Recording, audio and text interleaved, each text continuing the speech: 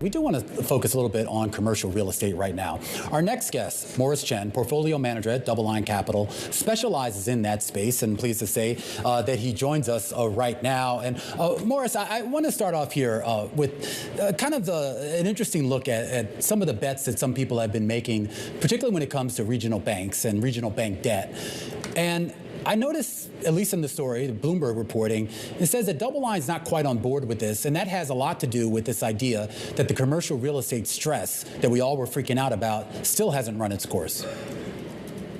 Yeah. I mean, the way we're kind of looking at things, there's been a pretty significant environment where interest rate volatility have been picking up over the last few months, with the lack of clarity, at least in terms of what the Fed is doing, or when the Fed is ultimately done. You're not going to have transaction activity pick up, and so transaction volumes for commercial real estate, you just put buyers and sellers together. It's really difficult to get some form of agreement, and so as a function of that, it is in our view that fundamentals, at least real estate fundamentals, probably won't rear its way in terms of a bottoming process for another 12 to 18 months. With that, go ahead. I'm just curious as to though how much worse it can get, and I just go back because I remember back in August, Moody's kind of made those downgrades of something like 10 different lenders, mostly small and mid-sized lenders, citing the stress in CRE. Of course, that was back in August, and it's been a few months since, and I feel like all of these worst-case scenarios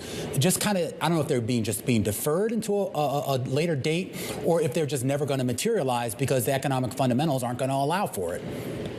I think there's definitely a sense of deferment. I mean, in this environment right now, again, it's there's a significant disconnect between buyers and sellers. As a function of that, if you don't have to sell, you definitely shouldn't sell in this environment. Liquidity is thin.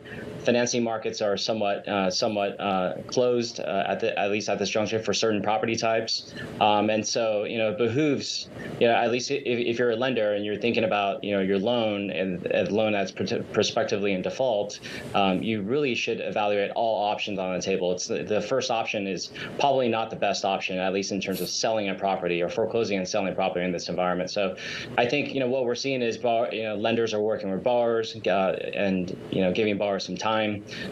We've seen that has worked in the previous cycle. I think that sort of playbook in terms of extending and some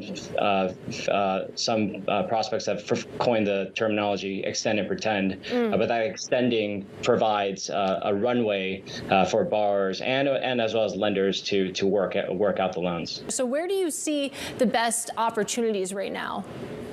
Yeah, I think, for us, we're seeing a lot of good opportunities in the investment grade, higher up in the capital structure, higher rated commercial mortgage bonds. That has been our focus. And, just given the way these investments have been structured, given the collateralization that's underneath this pool, the pool of assets, we're definitely seeing unique investments.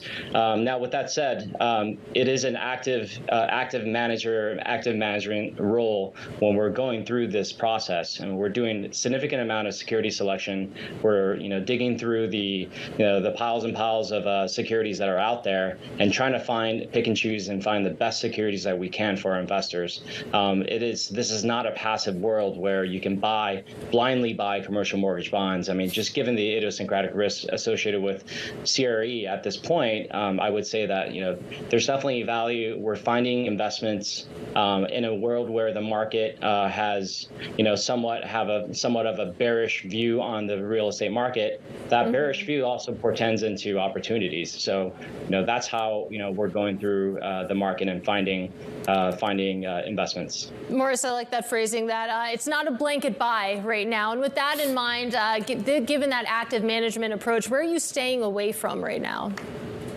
Yeah, I mean, for us, it's more about understanding what the ultimate, how the dust will settle. And as I kind of stated, it is a little bit early to forecast what type of material or what type of cataclysmic or a material valuation decline there is.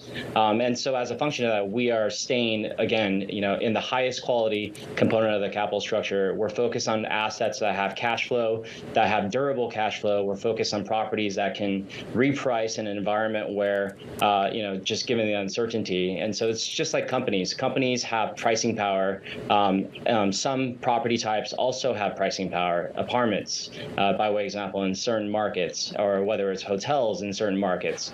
So that's an example of how we're picking and choosing what type of collateral to invest in, and also the assets that don't have pricing power. We definitely want to avoid. All right, Morris, great to catch up with you. Always appreciate your time. That is Morris Chen. He is a portfolio manager over at DoubleLine Capital.